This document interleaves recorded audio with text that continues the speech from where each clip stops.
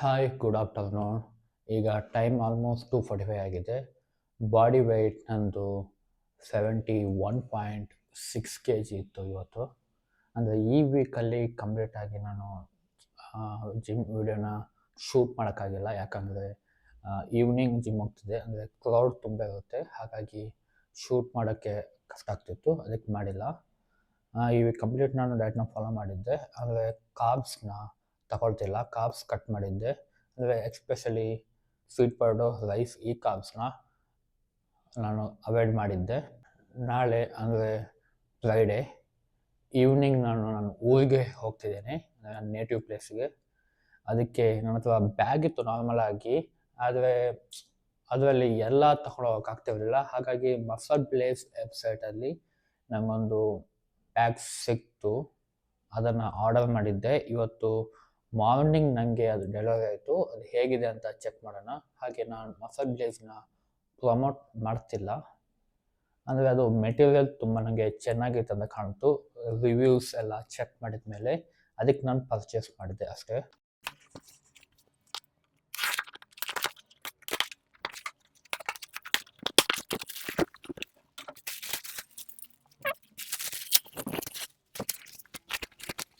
Bag ದೊಡ್ಡದಿದೆ, ತುಂಬ ನೋಡ್ಬೋದು ನೀವು. ಹಾಕೊಂಡಾಗ ಚೆನ್ನಾಗಿ ಕಾಣುತ್ತೆ, ಟ್ರೈ ಮಾಡ್ತೇನೆ.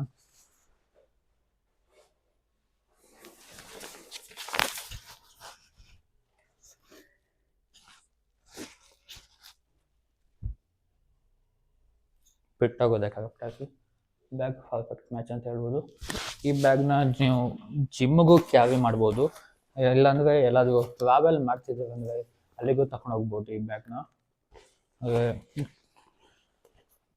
ಕಂಫರ್ಟೇಬಲ್ ಆಗಿದೆ, ಎರಡಕ್ಕೂ ಯೂಸ್ ಮಾಡ್ಬೋದು. ಮತ್ತು ಇವತ್ತು ಈಗ ಜಿಮ್ ಹೋಗಬೇಕು, ಅಂದರೆ ತುಂಬ ಜಿಮ್ಮಲ್ಲಿ ಆಗಲ್ಲ, ಯಾಕಂದರೆ 1 ಅವರ್ ಜಿಮ್ ಮಾಡಬೇಕಾಗುತ್ತೆ. ಈ 3 ಡೇಸ್ ನಾನು ಶಿಫ್ಟ್ ಚೇಂಜ್ ಮಾಡಬೇಕಾಗಿ ಬಂತು, ಯಾಕಂದರೆ ಆಫೀಸಲ್ಲಿ ಇನ್ನೊಬ್ಬ ಲೀವ್ ತಗೊಂಡಿದ್ದ. ಅವನ ಶಿಫ್ಟ್ನ ನಾನು ಸ್ವ್ಯಾಪ್ ಮಾಡಿಕೊಂಡು ಮಾಡಬೇಕಾಯಿತು. ಅದಕ್ಕೆ 10 ಶಿಫ್ಟಿಗೆ ಹೋಗಿದ್ದೆ, ಬೆಳಗ್ಗೆ 7ಗೆ ಬರಬೇಕಾಯಿತು. ಈಗ 6:30 ಶಿಫ್ಟಿಗೆ ಹೋಗ್ಬೇಕು ಇವತ್ತು ಈವ್ನಿಂಗ್. ಹಾಗಾಗಿ ಕ್ಯಾಬ್ ಇವತ್ತು 5:15 ಆ ಟೈಮಿಗೆ ಬರ್ಬೋದು. ಈಗ ಟೈಮ್ 2:45 ಆಗಿದೆ. 2:45ಇಂದ 3:45 ವರ್ಕೌಟ್ ಮಾಡಬೇಕಂತಿದ್ದೀನಿ. ಇವತ್ತು ಪುಷ್ ಡೇ.